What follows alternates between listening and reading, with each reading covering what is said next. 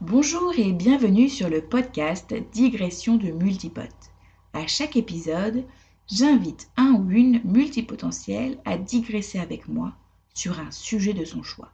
Pendant plus d'une heure, on va suivre notre cerveau, sans contrainte, sans limite. On va les laisser aller s'exprimer en totale liberté. Aujourd'hui, nous allons parler de spiritualité avec Géraldine Lamuse. Tout ce que vous allez entendre sont nos avis et nos histoires. Bonjour Géraldine. Bonjour Charlotte.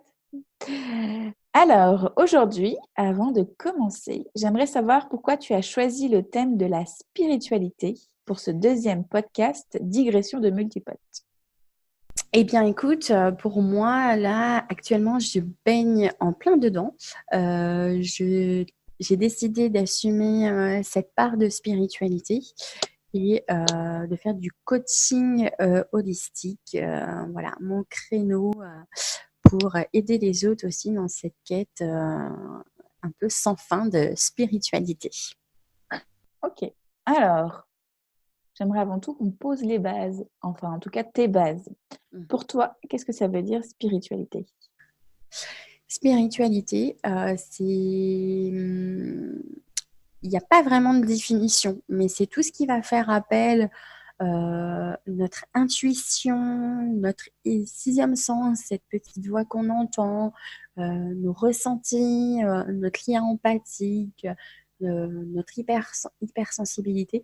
Enfin, la spiritualité regroupe vraiment plein de choses, ce qui fait que chacun a sa spiritualité et sa façon de la communiquer. Donc, pour moi, c'est vraiment un éveil et c'est faire parler le cœur plutôt que la raison, en fait. Ok.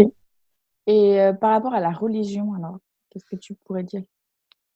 En quoi Le ça se lien, regroupe ou justement, c'est complètement différent? alors, c'est une question complexe pour moi. La religion, je suis catholique, je suis croyante, mais pas pratiquante. Mais j'ai fait du catéchisme et c'était déjà pour moi un premier réveil à la spiritualité. J'ai toujours vu en fait ma religion vraiment comme un chemin spirituel plutôt qu'une application stricte de la Bible. Pour moi, c'était vraiment plus un éveil, même encore aujourd'hui. C'est vraiment ce sentiment de protection et d'avoir quelqu'un qui nous protège. Et la spiritualité nous permet effectivement de mettre des mots euh, sur cette protection et de la mettre en application via divers outils, hein, que ce soit l'oracle, le tarot, peu importe, ou les pierres. Enfin, chacun a sa méthode de communication. Mais pour moi, les deux ne sont pas dissociables et sont liés tout en étant opposés. C'est pour ça que c'est une question hyper complexe pour moi. Euh, mais, euh, mais moi, en tout cas, pour ma part, je ne dissocie pas les deux et les deux font partie intégrante de moi. Ok. De mon côté, en fait, j'ai l'impression que la spiritualité, c'est un peu, quel mot utiliser? L'essence un peu de ce que pourrait nous enseigner, enfin, ce qu'on voudrait, c'est compliqué à dire, ce que, selon les religions, Dieu, enfin, peu importe comment on l'appelle, voudrait vraiment qu'on voit à travers ses yeux et non ce que les hommes ont traduit dans les bouquins. C'est Bouquins. ça. C'est très réducteur de dire bouquin, mais bon, dans les Bibles, etc., où en Oui, fait, c'est plus des paraboles et c'est comme tu ouais. dis, de lire vraiment à la lettre et de le suivre. Et vraiment, ils envoient des messages et à nous de voir comment on reçoit ce message, comment on comprend le message. C'est ça. Et la spiritualité, c'est pour moi d'avoir justement ces lunettes euh, enfin, voilà, qui nous permet de voir le message qui est caché derrière ces paraboles, ces histoires. C'est Voilà. ça. C'est ça. C'est un peu un lien direct au niveau du message, euh, plutôt qu'effectivement la Bible qui est la base, hein, ça je ne remets pas en question, qui est la base de la religion catholique, mais qui effectivement est soumis à interprétation pour chacun qui le lit en fait. Mm. Et chacun, voilà, chacun y voit ce qu'il voit ou ce qu'il a envie de voir. Et en fait, la spiritualité en fait me permet de ne pas avoir justement de préjugés en lisant un texte ou autre, et de laisser vraiment mon ressenti à moi, qui ne sera peut-être pas vrai pour quelqu'un et qui parlera à quelqu'un d'autre, mais ça, c'est le lot de nous toutes en spiritualité. On va parler à certaines personnes plus que d'autres. Et je pense que la religion, Ouais, ça se rejoint en fait. La religion va à certaines personnes et à d'autres pas du tout, quoi. Mm. Ouais, je trouve que la spiritualité, finalement, c'est un peu, quand j'en discute aussi avec d'autres personnes, c'est un peu quand tu fais ta propre, tu crées un peu ta propre religion, tes propres croyances, et tu es beaucoup plus ouvert parce que chacun fait un peu sa popote, et puis on est plus dans, voilà, dans la découverte, dans l'acceptation de certains messages, de comprendre que des messages, comme tu dis, nous parlent et d'autres non, mais que ces messages peuvent parler à d'autres personnes, et que on n'est pas forcément d'accord, mais on est d'accord sur le fait qu'on soit pas d'accord. Et, euh, et je trouve ça beaucoup plus bienveillant, plus... Alors c'est amusant parce que justement, comme on n'est pas d'accord forcément sur notre façon de voir les choses, je trouve que c'est plus rassembleur que la religion, où on doit suivre à la lettre, où on doit faire ce qu'on nous dit, et où on a moins notre libre arbitre. Je trouve que voilà, la religion, on a moins le libre arbitre si on la suit telle que. On nous l'enseigne, alors que la spiritualité, c'est on se l'enseigne, on découvre par nous-mêmes. Je sais pas si tu... Oui, oui, c'est complètement ça. Je suis entièrement d'accord avec toi. Et alors, depuis quand toi, tu t'intéresses un peu justement à ces courants un peu différents, alternatifs, on peut dire? Depuis, alors je dirais depuis toujours, j'avais laissé cette partie de moi de côté depuis pendant plusieurs années. J'ai toujours eu ce côté-là parce que plus jeune, voilà, j'ai eu moi-même, enfin voilà, j'ai eu des expériences inexpliquées, on va dire. J'ai été confrontée à ça. Donc, j'ai toujours été baignée dans ça, puisque ma grand-mère, effectivement, habitait un lieu, je pense, chargé d'histoire, et que l'essentiel de mes expériences, je les ai vécues chez ma grand-mère. Donc, j'ai toujours été baignée dans ça. Ma maman tirait les cartes. Quand j'étais petite, je la voyais tirer les cartes. Et voilà, tout naturellement, moi aussi, après, j'ai tiré les cartes. J'ai commencé avec le tarot de Marseille, les classiques. Et après, je me suis approprié mon tirage selon mon ressenti et ce qui me parlait. Oui, j'ai toujours baigné là-dedans. J'ai laissé ça pas mal d'années. J'ai été, surtout quand je suis devenue, en fait, quand j'étais enceinte, quand j'attendais ma fille, j'ai laissé cette partie de moi de côté. Pourquoi? Je pense aussi, enfin, j'assumais pas un peu ce côté où à l'époque, c'était plus, on voyait plus un peu comme des gens illuminés. Oh là là, c'est une tireuse de cartes. Et le raccourci voyante était très vite fait. Or, pour moi, enfin, le tarot, c'est pas forcément de la voyance, mais ça, c'est un autre sujet. Mais donc, du coup, j'avais un peu ce regard des autres qui était très présent. Donc, du coup, j'avais vraiment laissé ça de côté pendant pas mal d'années.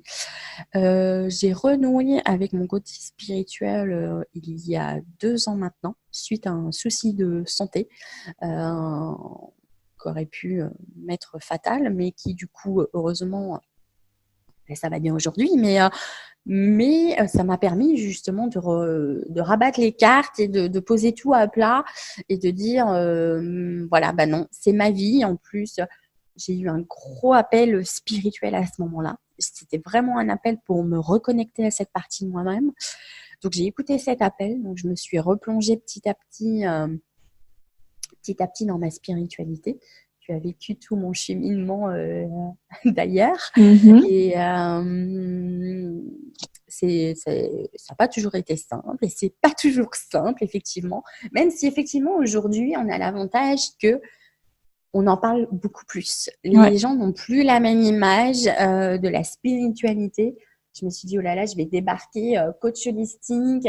En plus, j'ai décidé il n'y a pas longtemps d'intégrer effectivement le tirage de tarot ou d'oracle, parce qu'en ce moment, je suis plus sur l'oracle, mais je me suis dit, oh là là, les gens vont se dire, mais quel est cet illuminé coach qui tire les cartes? Et au final, on est plein de préjugés, parce que quand j'ai fait créer mon compte Instagram, et ben, je me suis rendu compte qu'en fait, il y en avait plein comme moi et qu'effectivement, on en parle beaucoup plus et c'est quelque chose qui s'est démocratisé. Donc sur ce point, c'est très, très bien. Et, mais j'ai l'impression aussi, alors moi, ça fait pas très longtemps aussi que je baigne un peu dedans, peut-être 3-4 ans. Et c'est vrai que j'ai l'impression qu'il y a vraiment un appel, un renouveau, enfin voilà, quelque chose qui fait que les gens s'y intéressent de plus en plus, vont vers une spiritualité, découvrent que alors soit la religion les a déçus ou ils sont pas du tout d'accord avec... voilà. Je pense que c'est le reflet de notre société aujourd'hui aussi qui fait que... le rapport à la religion, elle est compliquée, on le sait, on voit ce qui se passe, et c'est pas le sujet d'aujourd'hui, mais je pense qu'effectivement, cet appel de spiritualité, cette envie un peu de quête de soi-même et je pense qu'elle se généralise, mais de plus en plus, et je pense qu'effectivement, c'est pas pour rien si le développement personnel prend de plus en plus d'ampleur et que les gens sont de plus en plus en quête de ça. Je pense qu'ils sont pas en quête essentiellement de bien-être, mais surtout d'authenticité, en fait. C'est plus laisser en fait l'image de la société nous dire vous devez être comme ci, comme ci, comme ça. Enfin, je suis maman, donc je vais m'adresser aux mamans. On a toutes eu un peu, on a toutes été confrontés à cette société où on nous dit on doit être une maman, on doit élever notre enfant comme ci, comme ci, comme ça. On a tous eu ce modèle où on se dit mais oh là là, mais non, je suis pas cette mère parfaite et on subissait ça. Et je trouve que là, ça se démocratise en disant mais non, j'élève mon enfant comme je veux. Et je pense que la spiritualité, c'est aussi ce mouvement.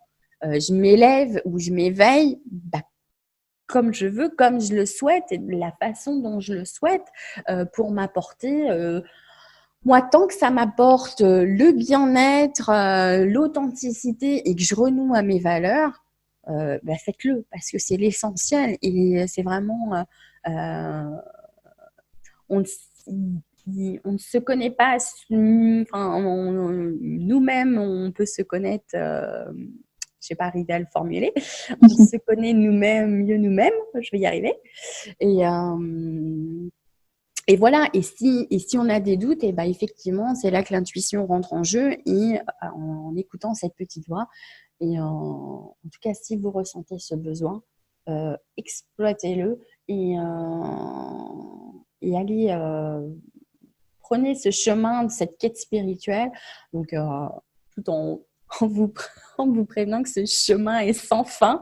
C'est une quête qui n'a pas de fin, mais qui justement sur cette route sans fin est riche d'expériences, d'enseignements et de rencontres enrichissantes, quoi. D'ailleurs, je pense qu'en fait,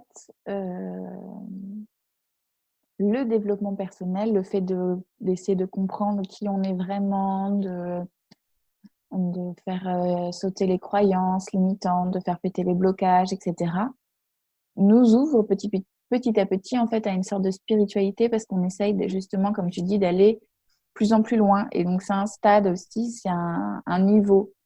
Alors après, je sais pas, ce serait intéressant de voir s'il y a des personnes qui ont une spiritualité, qui ont créé leur propre spiritualité, qui n'ont pas travaillé sur eux-mêmes.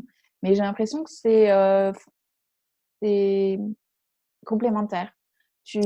Pour arriver à te créer ta propre spiritualité, tu as déjà fait le chemin de savoir un peu, enfin voilà, de retirer un peu de la société qu'est-ce qu'elle veut pour toi, enfin voilà, des convenances et d'être plus toi-même et de savoir vraiment qui tu es en tant que toi et pas en tant que ce que tes proches veulent que tu sois, la société, etc. Et de te débarrasser un peu de tous ces blocages, de toutes ces obligations. Ben, de toute façon, oui, le développement personnel et la spiritualité sont vraiment liés, puisque si on choisit ce chemin spirituel, le passage d'introspection de soi-même est une étape obligatoire. On est obligé de s'introspecter soi-même pour savoir où on en est actuellement dans la vie, quelles sont nos valeurs, voilà, quelles énergies nous parlent, voilà, si on est, voilà, ça peut passer par les chakras, ça peut passer par les pierres, enfin chacun son support. Mais cette introspection de soi-même est nécessaire. On passe tout à un stade, et je pense que, encore une fois, au jour d'aujourd'hui, c'est vraiment de plus en plus de personnes. On arrive toujours à un moment donné où on se dit qui je suis et qu'est-ce que je veux réellement faire dans ma vie. Et de se dire, je ne veux plus subir ma vie. Et ça, je pense que c'est vraiment un élan actuellement de notre société. D'ailleurs, je pense que c'est le point commun de toutes les spiritualités, même si chacun fait, comme on disait tout à l'heure, un peu sa popote, sa propre spiritualité, etc. Je pense que le point commun, c'est voilà, je ne veux pas que ce soit les autres qui décident pour moi. C'est voilà, maintenant je suis acteur. Alors, j'aime bien dire aussi scénariste, réalisateur ou réalisatrice, actrice, scénariste de ma propre vie, parce que voilà, c'est moi qui décide où je veux aller, comment je veux y aller, pourquoi je veux y aller, pourquoi c'est important pour moi et quelles actions je vais mettre en place. Et alors, c'est pas forcément très facile à mettre en place parce qu'on a toujours des peurs, des croyances qui vont nous empêcher d'y aller. Donc après, ça, c'est un second travail à faire. Donc, moi, c'est un peu mon travail d'aider les gens à justement passer tous ces peurs, toutes ces croyances pour pouvoir enfin vivre la vie que tu souhaites.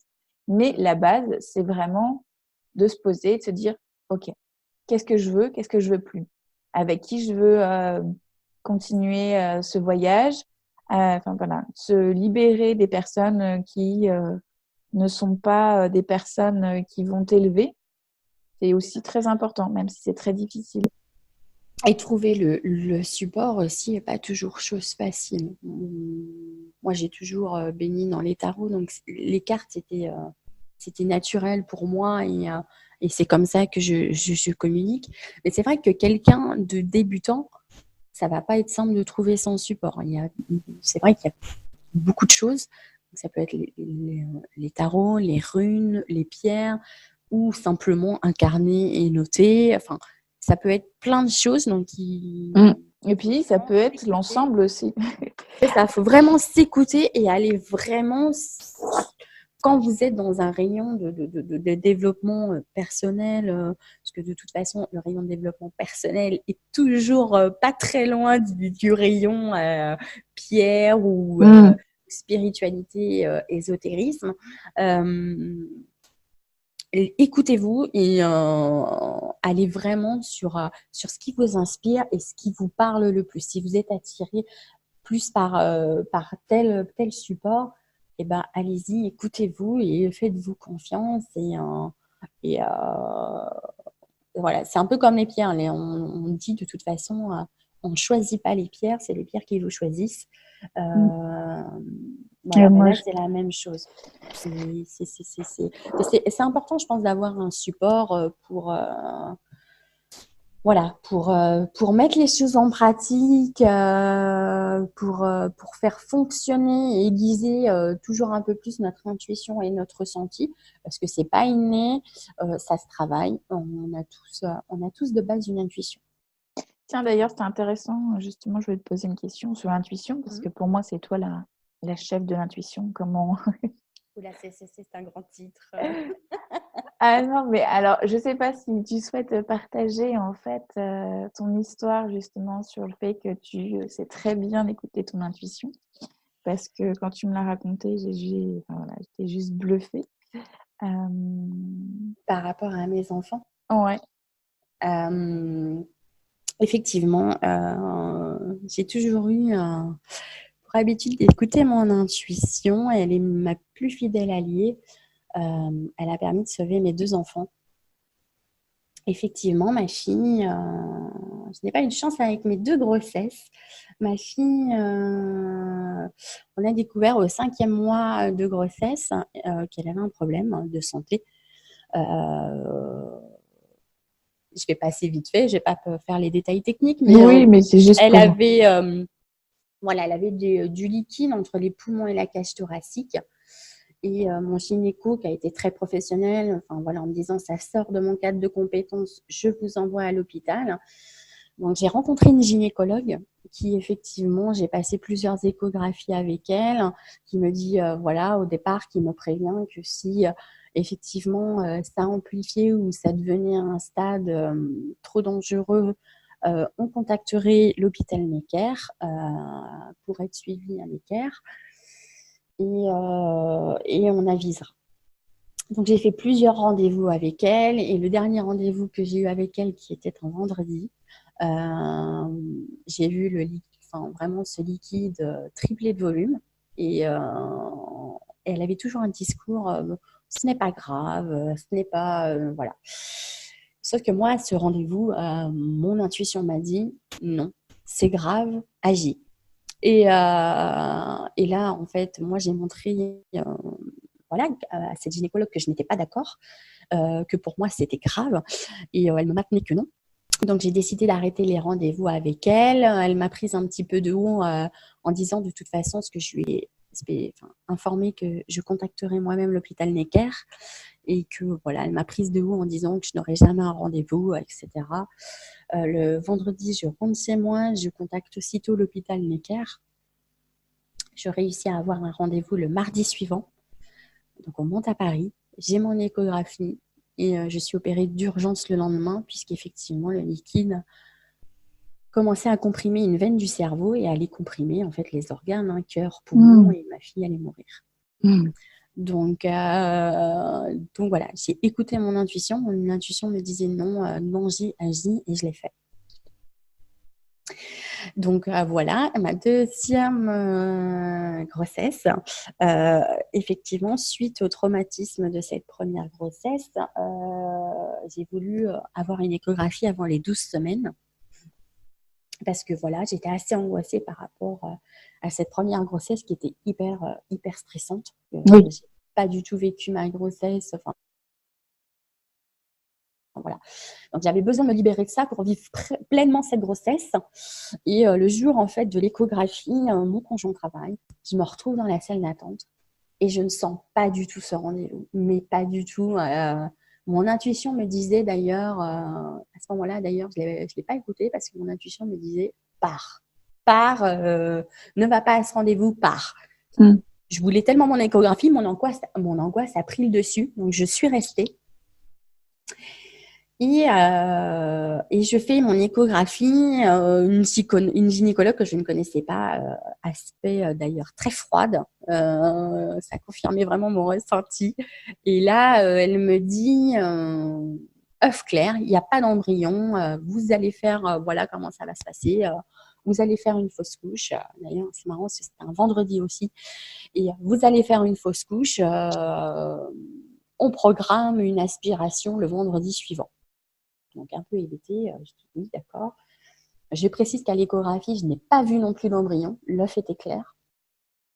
Donc un peu hébétée de cette nouvelle, etc. Et le vendredi suivant, on se rend à ce rendez-vous. Et le destin fait qu'il y avait un couac dans les transmissions. Je n'étais pas prévue au bloc opératoire et elle ne m'avait pas prévenu en plus que c'était une anesthésie générale. Donc, je n'avais pas du tout prévu le mode de garde pour ma fille. Donc, j'ai dit, ce n'est pas grave, on reporte le rendez-vous.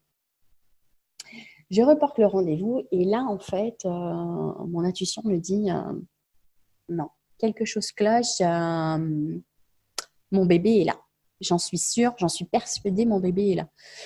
Et ce qu'il faut dire, en fait, quand elle m'a posé des questions pour savoir si j'avais toujours des symptômes de grossesse, et que je lui dis oui, en fait, sur le moment, je la vois s'étonner, mais je percute pas. C'est venu bien, c'est venu une semaine plus tard, où en ressassant le rendez-vous dans ma tête, je me dis, mais tiens, c'est vrai qu'elle s'est étonnée et tiens, c'est bizarre.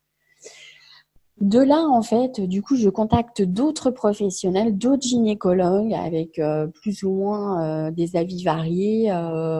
Tiens, oui, c'est étonnant que vous ayez toujours des symptômes. Ou oui, c'est normal parce que votre corps sait qu'il y a un œuf dans votre corps, mais pas qu'il est vide, mais votre corps va réagir en fonction de la présence de l'œuf.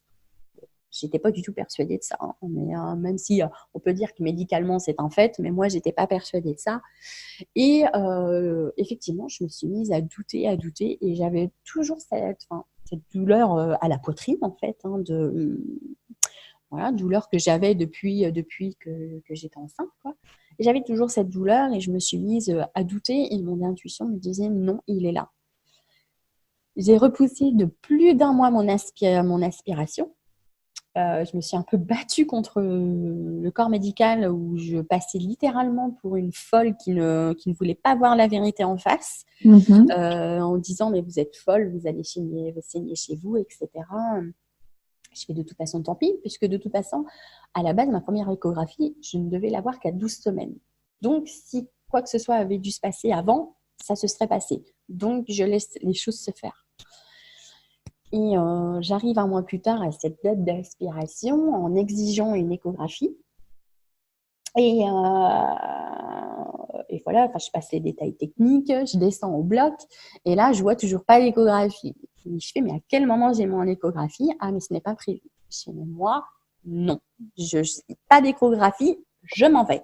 Et donc, le gynéco accepte de me faire cette échographie en disant, oh là là, on va lui faire son échographie, ça va la calmer et puis elle verra, comme ça, elle verra par elle-même. Il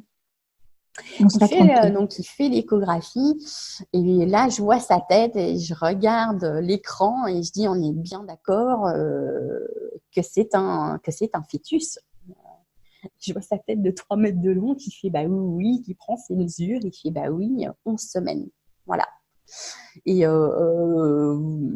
voilà, je sentais en fait, qu'il était là, quoi. Même si on me disait par A plus B, mais non, c'est impossible, etc. Et je sentais qu'il était là. Voilà, j'en étais sûre et certaine. Et donc, voilà, je me suis écoutée. Et effectivement, c'est les 2 exemples les plus probants. Où mon intuition a vraiment pris le dessus parce que parfois, je peux avoir des intuitions, je les écoute pas toujours, quoique maintenant, ça m'arrive rarement parce que maintenant, depuis ces aventures-là, j'essaie vraiment d'écouter systématiquement mon intuition, mais c'est pas quelque chose que je faisais systématiquement avant. Et parfois, je me disais, je le regrettais bien parce que voilà, il y a eu des choses où je me dis, mais mince, et pourtant, je le savais, pourquoi je me suis pas écoutée, quoi. Mais c'est souvent, en fait, j'ai l'impression que l'intuition, c'est on la voit après coup. Ah, et en fait, j'aurais dû le voir. Je le savais, pourquoi j'y suis allée. Et personnellement, c'est parce que j'ai peur de me tromper. Mais c'est amusant parce qu'on a plus peur de se tromper en suivant cette petite voie que de se tromper en ne la suivant pas. Oui, parce qu'on ne fait pas confiance à notre intuition, en fait. Parce qu'on ne la voit pas après coup, en fait. Parce que tu vois, tu le dis toi-même en disant, mais je le savais. Si on le savait, c'est qu'on avait déjà entendu cette petite voix, mais qu'on l'a laissé taire volontairement. En disant, non, je vais pas l'écouter, je vais pas. Donc, on le sait, mais on choisit de ne pas écouter cette voix ou de l'ignorer parce que les cartésiens ou les scientifiques de base ou n'écouteront pas cette voix et la font taire. Et d'autres, effectivement, ont peur de suivre cette voie et en disant « Oh là là, mais non, non, non, je vais me tromper. » Donc, c'est la raison qui prend le dessus en se disant « Non, je vais plutôt suivre ça. » Donc, c'est la raison qui prend le dessus. Mais la raison, effectivement, n'est pas toujours gagnante. Et, euh, et quand c'est des décisions à prendre, l'intuition est souvent, est souvent gagnante plutôt que le choix de raison. Il faut s'écouter, c'est important. Enfin, cette petite voix, je le dis à chaque fois, cette petite voix est notre meilleur allié. Cette petite voix nous connaît bien plus qu'on ne se connaît nous-mêmes. Donc, il faut, je recommande à tout le monde d'essayer, ne serait-ce que sur une semaine, ou si c'est trop pour certains, même sur une journée, d'écouter cette petite voix et de laisser en disant, peu importe la décision, hein, qu'est-ce que je vais manger ce soir, quel film on va aller voir, peu importe, de la décision la plus banale, entre guillemets, de la vie quotidienne à la plus importante. Voilà, de faire le vide et de laisser s'exprimer son intuition. Et un petit défi, de laisser sur une journée ou une semaine, laisser entièrement parler son intuition et pas faire un retour. Et je pense qu'effectivement, je serais surprise. En fait, on pourrait l'appeler, je ne sais pas si tu connais le Yes Challenge. En gros, c'est tu dis oui à toutes les propositions. Et là, c'est en gros le petite voix challenge. Tu écoutes que ton intuition pendant une semaine ou un jour. On pourrait l'appeler petite voix challenge, par exemple. Ouais.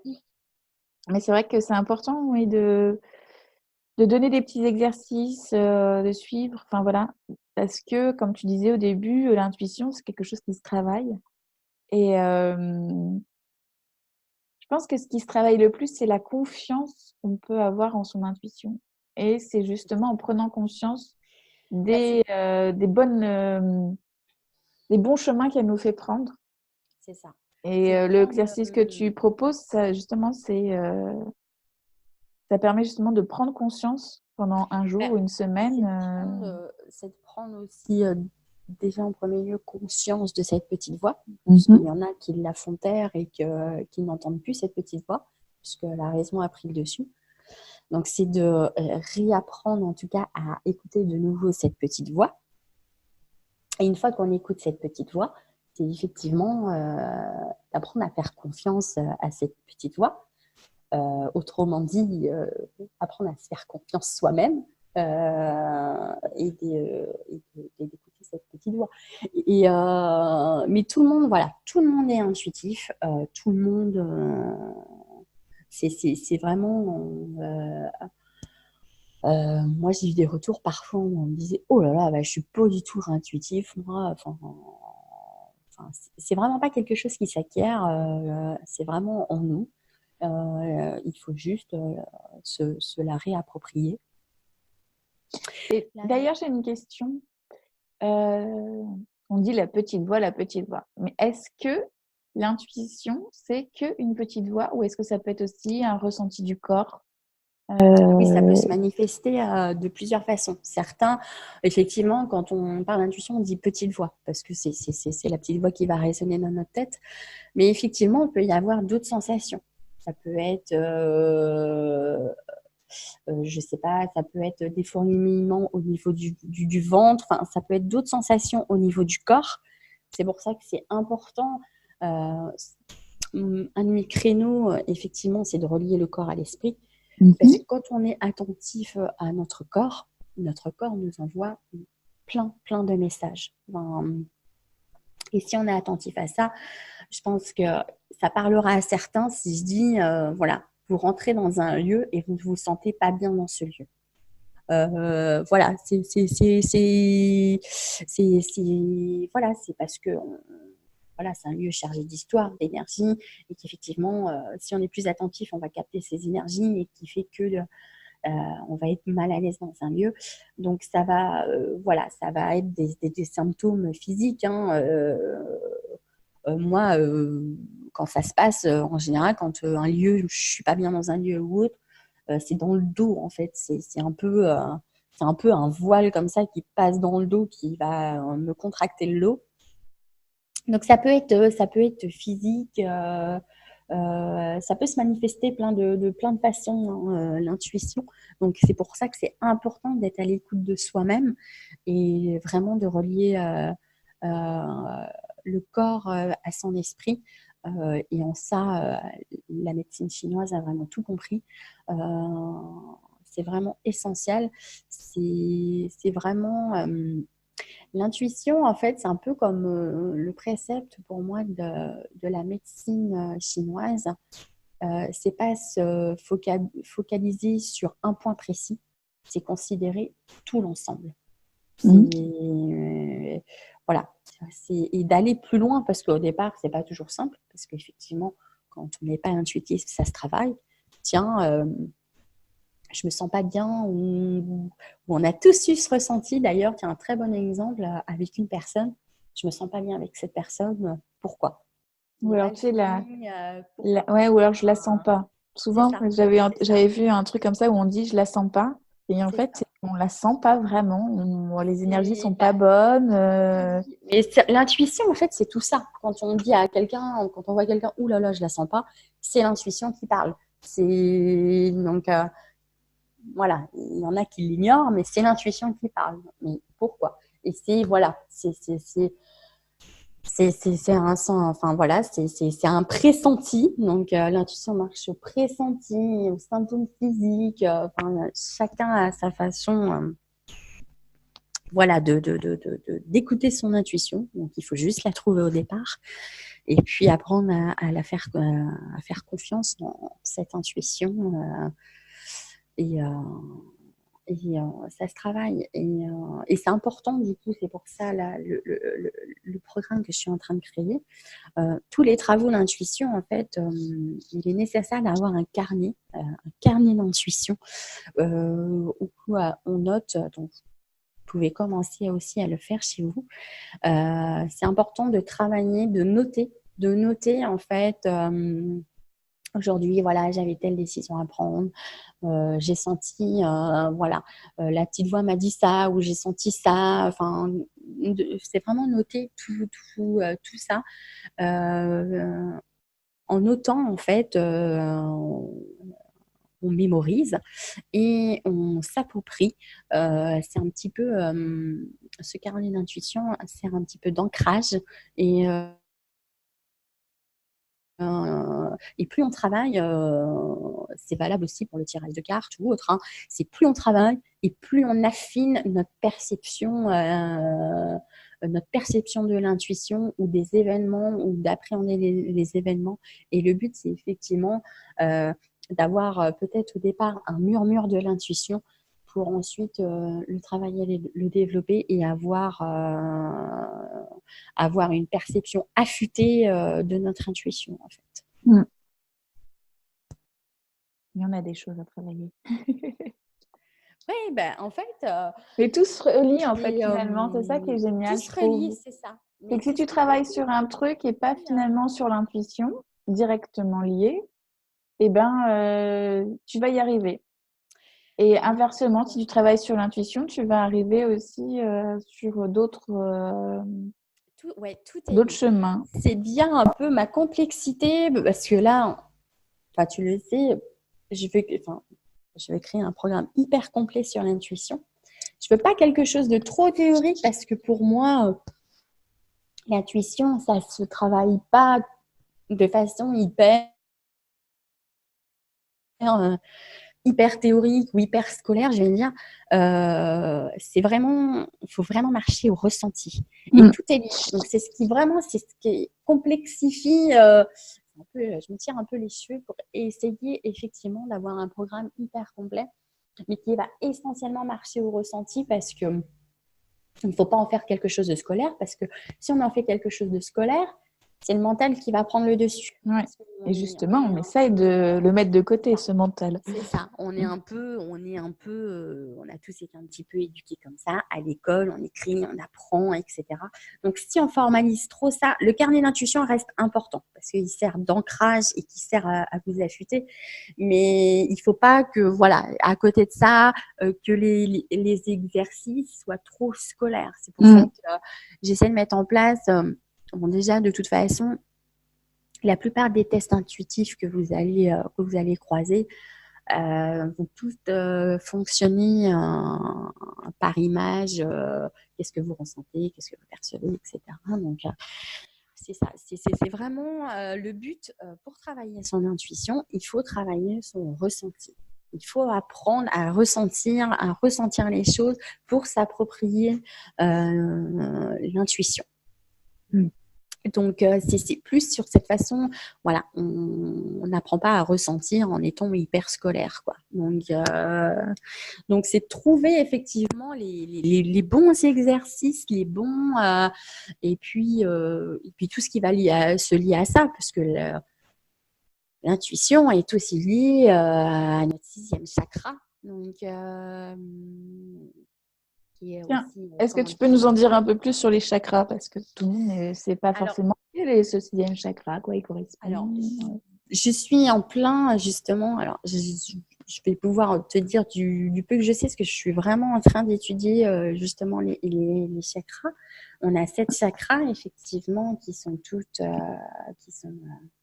reliées sur les parties de nos corps. On a la base, je ne les ai pas tous en tête. On a la base, la couronne, voilà, la gorge. J'aurais pas les noms. Non, mais le 6e, pour toi, c'est quoi? Le 6e chakra, c'est celui qui est lié alors c'est Ajna, c'est celui qui est lié à l'intuition, qui est le 6e œil, qui est placé au niveau du front, au milieu du front. On a tous vu, effectivement, c'est pour ça que les hindous mettent un bijou à ce niveau-là, qui symbolise effectivement leur 3e œil. Et donc moi, je suis essentiellement pour le moment basée sur ce chakra, et qui est lié à la couleur violette d'ailleurs, et qui est lié à, je sais pas, mon bouquin. Attends, j'aurais dû préparer mon bouquin. Et je suis en train du coup d'étudier tout ça, puisqu'effectivement, voilà, comment fonctionnent les chakras, comment ils doivent être pour être équilibrés. Les chakras sont eux-mêmes reliés à des pierres. Et donc finalement, tu rentres par une porte et puis c'est ça, en fait, tu apprends plein de choses. Et ça, c'est bien quand on est multipote, parce que sachant, je veux juste remettre dans le contexte, qu'on est toutes les deux des multipotentiels et que c'est justement un peu notre force aujourd'hui, c'est que on peut s'intéresser à tout ça. Et que voilà, c'est de se dire, voilà, je commence et je me rends compte que l'intuition, c'est ça, plus ça, plus ça, plus ça, plus ça. Et je vais pouvoir m'intéresser et aller chercher de l'information partout et être finalement pas experte en tout, mais voilà, avoir une connaissance de tout ce qui est nécessaire pour, aujourd'hui on parle de l'intuition, mais il faut voilà, mettre quand même un peu en avant notre super pouvoir de multipote, de réussir à aller chercher toutes ces informations, à trouver comment c'est relié, à voir justement tous ces liens qu'il peut y avoir et ne pas s'arrêter juste à la base, genre l'intuition, essayer de découvrir votre petite voix. Non. Comme tu dis, l'intuition, ça va être les chakras, ça va être les pierres, ça va être écouter sa voix, mais aussi écouter son corps. Comment on écoute son corps? Et ça, c'est encore un autre chemin à prendre, d'autres apprentissages à avoir, voilà. Et ça, je le tiens aussi à te préciser parce que souvent, quand on est multipote, on se dit oui, les gens à l'extérieur, j'arrive pas à suivre, tu fais trop de choses, pourquoi tu te mets pas sur un sujet? Mais en fait, c'est pas possible de se mettre sur un sujet parce que tout est lié. Ouais, donc voilà. Donc là, je ne verrai pas parler juste de l'intuition sans effectivement aborder le sujet des chakras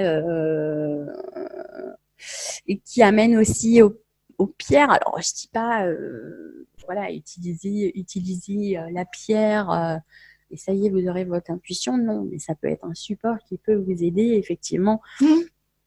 Pour ceux qui sont sensibles aux pierres, parce que tout le monde n'est pas sensible à l'énergie des pierres, mais le chakra, en tout cas, c'est quelque chose, on les a tous. Je reviens d'ailleurs sur les chakras, du coup, je tiens à apporter les informations exactes. Donc, effectivement, il y a les 7 chakras. Donc, il y a la base qui est au niveau du périnée. L'ara qui se trouve au niveau du nombril, 2-3 cm en dessous du nombril. On a tout ce qui est lié au plexus solaire. Donc, au niveau du sternum, on a le cœur, la gorge, pour tout ce qui va être lié à la communication. Et la conscience, le sixième chakra que je disais, du coup, qui est lié à l'intuition, le 3e œil. Et on a la couronne qui est au sommet du crâne. Voilà. Donc là, c'est vraiment les infos de base. J'en dirai pas plus parce que je suis pas encore assez experte dans le sujet. Je commence tout juste et je sais pas si je pourrais d'ailleurs me donner ce titre experte. En tout cas, j'essaie d'avoir les connaissances pour apporter une vision globale au global. En tout cas, moi, au niveau il n'y a pas si longtemps, j'ai acheté justement les pierres qui correspondaient aux 7 chakras. Donc, c'est ceux qui veulent savoir, en tout cas pour le chakra lié à l'intuition, c'est une lapis. Moi, j'ai pris une lapis lazuli. Alors, c'est amusant parce que moi, c'est vraiment la première pierre qui m'a appelée, celle-là. C'est ça. Ben oui, c'est pour ça que je t'en parle. Parce que je sais. Après, voilà, il y a l'azurite qui est possible, le saphir, la sodalite, l'œil de faucon, tout ce qui va appeler. Alors moi, j'en ai une autre là qui est pas inscrite, hein, mais que j'ai pris aussi, qui s'appelle Mukai, qui est vraiment aussi liée à l'intuition. Et en général, toutes ces pierres, en tout cas lapis lazuli et Mukai pour sûr, sont des pierres solaires. Donc j'ai pris en tout cas la lapis lazuli pour c'est vraiment celle qui me parlait quand j'étais devant mon étal de pierres, qui me parlait et qui m'a voilà. Voilà, comme je disais tout à l'heure, c'est les pierres qui vous choisissent. Donc, si vous ne savez pas trop, mettez-vous devant les pierres et prenez-les en main, observez-les et voilà, prenez vraiment celle qui vous appelle. Je dois faire de toute façon une photo, effectivement, de mes pierres associées à tous les chakras que j'ai pris. Et voilà, donc je suis en train effectivement de me pencher sur les chakras. Et c'est vraiment à tout, c'est ça qui est compliqué. En plus, quand on est multipotentiel, on est attiré par plein de choses. Et si je peux faire vraiment une corrélation, je pourrais pas parce que je crois que mon programme serait pas assez gros. Mais effectivement, l'intuition est reliée aux chakras. Les chakras sont reliés aux pierres. Quand on va tirer les cartes, c'est pareil. Il y a différents types d'oracles. Je sais qu'il y a des oracles qui sont basés sur les fleurs, etc. Mais chaque jour, c'est pareil, chaque jour de la semaine va être attitré à une fleur, va être attitré à une... Voilà, je suis aussi en train de voir aussi qui on est réellement. Donc, je me penche un petit peu aussi en ce moment sur le thème astral. Si on veut, tout est relié. Voilà, c'est ça. Alors, c'est pour ça, c'est un peu le problème du multipote. Il y a un moment donné où il faut s'arrêter c'est ça. Parce que tout est relié. Donc après, sinon, Tout est relié. on commence Donc, jamais. Donc là, il faut se jeter à l'eau, se dire, allez, je pars sur, je sais pas, plein de trucs au moins. Et puis au fur et à mesure, j'ajoute. Peut-être que j'enlève d'autres choses. c'est Peut-être ça, que je là, modifie certaines choses, mais voilà. c'est ça. Mais là, tu vois, bah, du coup, je t'en ai parlé, c'est un peu ce qui complexifie un peu. Je dis, je suis coach holistique. Ah bah oui, c'est quoi? Ah, alors ça, c'est la question piège parce que il faut que j'arrive à me définir et c'est hyper compliqué pour une multipotentialiste d'arriver à me définir. Et c'est en plus, enfin, j'aborde vraiment plein de choses. Donc me définir en 2-3 phrases, c'est très compliqué, quoi. Mm. Et en plus, c'est vrai que tu fonctionnes vraiment au ressenti. Tu vois, on en discutait il n'y a pas longtemps. T'as pas, t'as pas un schéma type quand tu vois les gens. Bah non, non, j'ai pas de schéma type parce que je fonctionne vraiment au ressenti. Euh, et une personne il n'y a pas si longtemps qu'on connaît toutes les deux, voilà, ben, je me suis sentie faire un tirage d'oracle et donc je l'ai fait. Mais ça aurait pu être, voilà, ça aurait pu être, bah attends, tiens, je vais te faire un tirage de la ligne de vie ou oh là là, ça remonte peut-être un peu plus loin, peut-être que le thème astral serait intéressant ou euh, je trouve ça moi en tout cas je trouve ça assez intéressant parce qu'on me dit systématiquement oh là là mais tu corresponds pas du tout à ton signe astrologique ou ni à ton ascendant. Je dis oui, tiens, il va y avoir une raison quelque part, mais mais voilà, alors j'ai pas de schéma type. Peut-être que je devrais en instaurer un, hein, mais peut-être, mais pour le moment, je ne ressens pas de le faire en tout cas. Ouais, mais voilà, non, mais après, ça peut être justement, ça c'est ta façon de faire, c'est de faire sur le ressenti. Donc, d'avoir une première conversation, on appelle un peu une discussion découverte, de savoir où en est la personne que tu as envie d'accompagner, et après de lui proposer des outils adaptés, de savoir quel chemin il doit prendre, de l'aider à choisir ses chemins, d'être un guide pour lui sur les chemins et peut-être aussi de lui apprendre comment utiliser les outils que tu peux proposer, différents outils. Donc, on parlait par exemple, pourquoi pas chaque jour se tirer une carte oracle, tiens, qu'est-ce que ça veut dire, qu'est-ce que je ressens, etc. Ou plutôt faire de l'écriture intuitive, peu importe, de voir ce que la personne, à quoi ça lui correspond. Et je pense que c'est ça aussi que les gens cherchent, de ne pas avoir quelque chose qui est déjà tout programmé parce que chaque personne est différente. C'est ça. Enfin, pour moi, c'est vraiment quelque chose à la carte, quoi. On peut pas dire, oh bah tiens, tu veux les cartes, bah tiens, prends tel jeu et puis fais-toi, lis l'interprétation et voilà. Bah non, ça marche pas comme ça. Enfin, c'est voilà, c'est déjà. Je pense que déjà, enfin, les cartes, c'est comme les pierres. Déjà, il faut vraiment être attiré par les jeux de cartes. Mm. J'ai toujours fonctionné au tarot. Il n'y a que récemment où je me suis dit, j'ai eu, je saurais pas dire pourquoi d'ailleurs, mais j'ai eu un appel. L'intuition.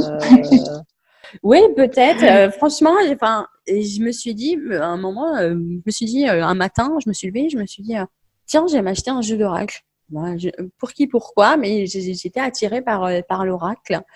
Et, et j'étais dans le rayon et voilà, bon, on en a plein. Je fais bon, voilà, je les ai tous observés. J'ai regardé le design des cartes, voilà ce qu'elles véhiculaient, enfin, ce qu'elles transmettaient. Et je me suis voilà, j'ai vraiment pris celui qui me parlait le plus. Euh, je l'ai partagé sur ma page d'ailleurs. J'ai choisi la sagesse de l'oracle. Voilà, c'était vraiment le design. Comment? Je dis c'est un beau programme, la sagesse. Ouais, et il est vraiment les cartes sont magnifiques. Enfin, elles sont super jolies. Oui, t'avais d'ailleurs, c'était sur celui-ci où j'avais fait le tirage des 3 cartes que tu avais choisi, celle qui te parlait le plus. Oui, parce Et sur, que Jarline fait aussi sur Instagram. D'ailleurs, je vous mettrai en description son Instagram des comment tu peux appeler ça, le tirage c'est du un jour, tirage. Alors, pas du jour. Alors, j'essaie de faire un enfin de ce jour-là, quoi. J'essaie de faire un tirage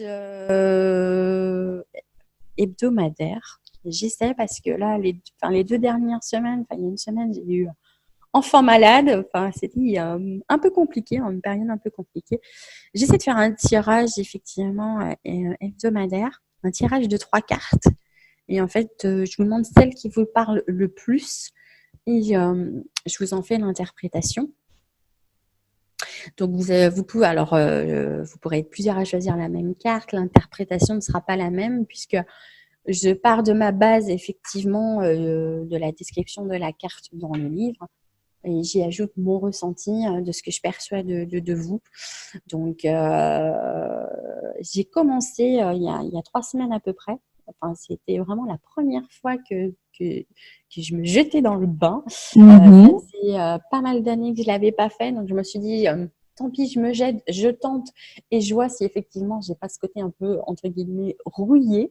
Et donc j'ai eu 3-4 personnes qui m'ont demandé effectivement un tirage et il s'avère qu'effectivement ces 3-4 personnes a priori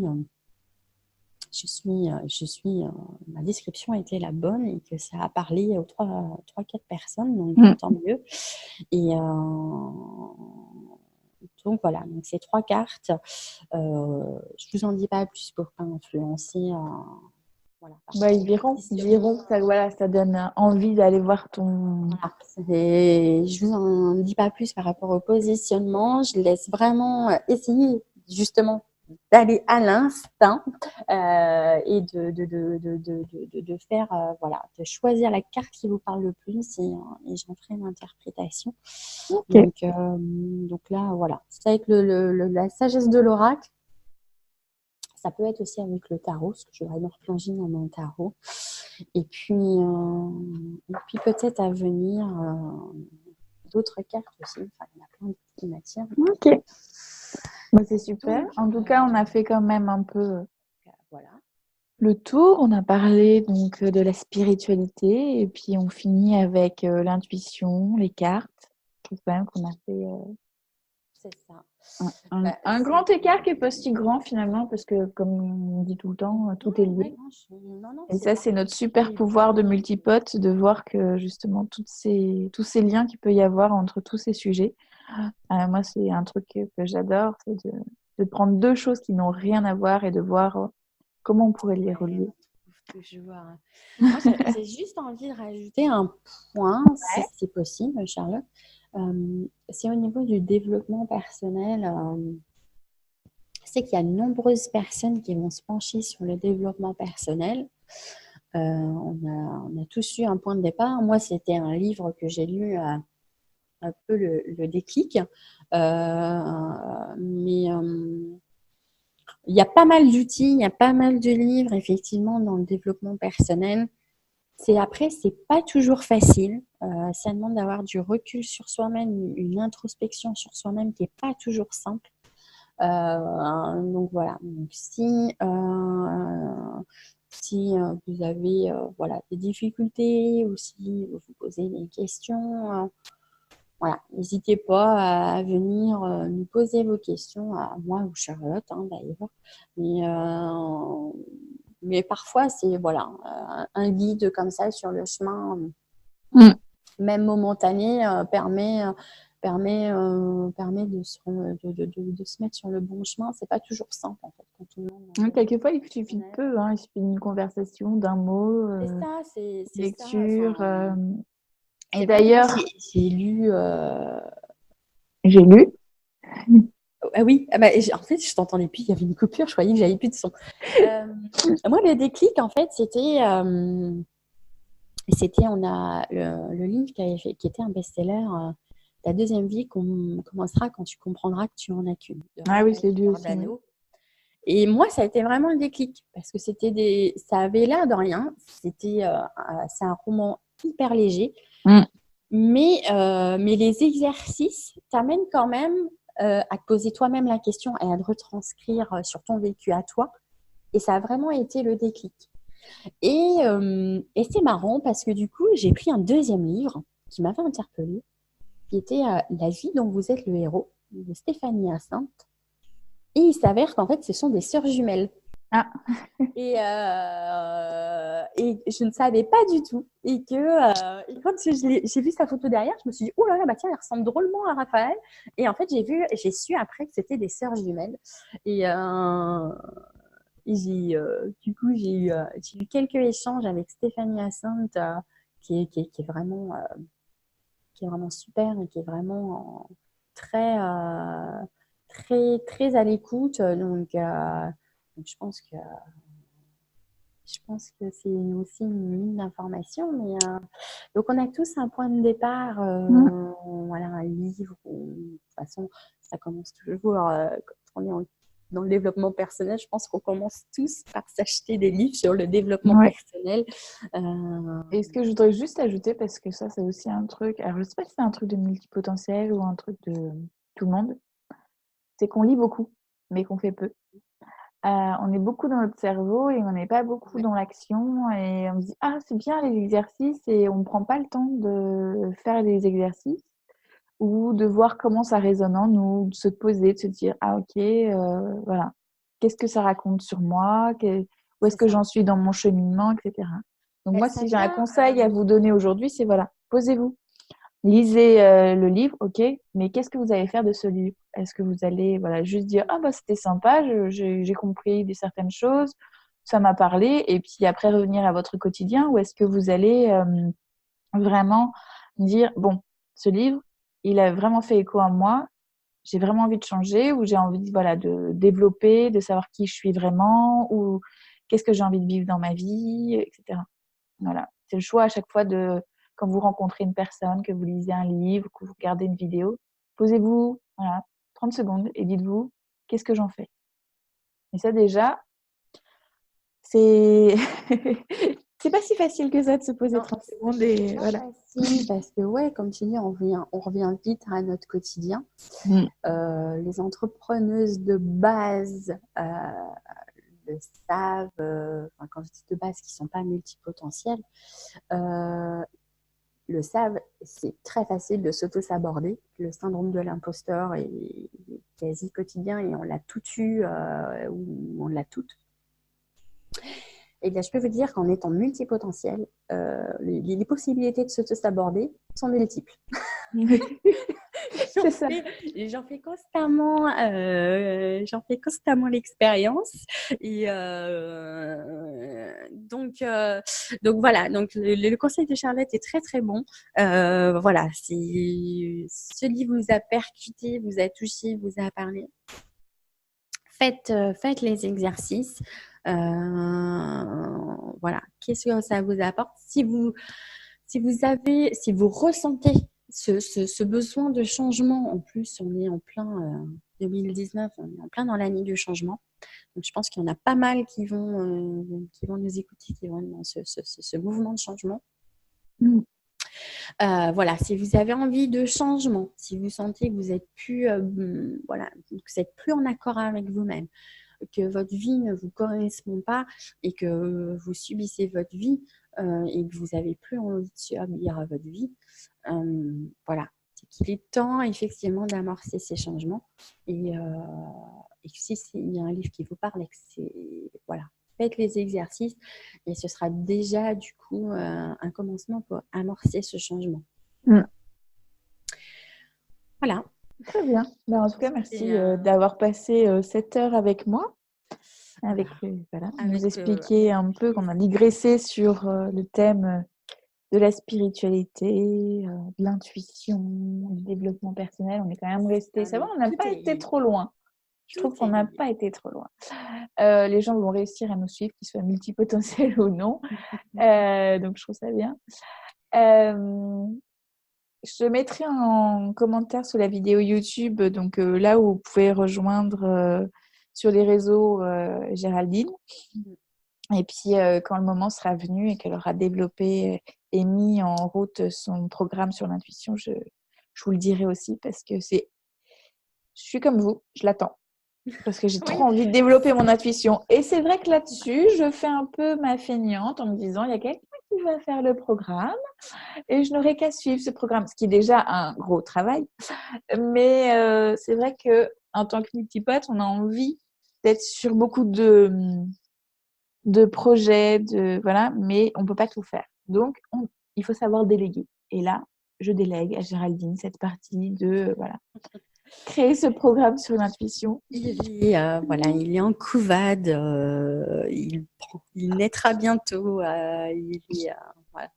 Alors d'ailleurs, pour motiver Géraldine à sortir son super programme, je vous invite justement en commentaire à lui apporter toute l'énergie qu'il lui faut, si vous avez des questions, ça peut être aussi l'occasion pour elle peut-être d'y répondre dans son livre ou en direct. Peu importe, de partager, de créer quelque chose avec Géraldine aujourd'hui, lui donner un élan pour qu'elle aille jusqu'au bout. Et nous partage son super programme parce que j'ai hâte. Voilà. Oui. Je zioterai aujourd'hui la page YouTube de Charlotte. Donc, si vous avez des questions, je me ferai une choix d'y répondre. Et il n'y a pas de mauvaises questions. Et il n'y a que des bonnes questions. Et que je me ferai une joie de vous y répondre.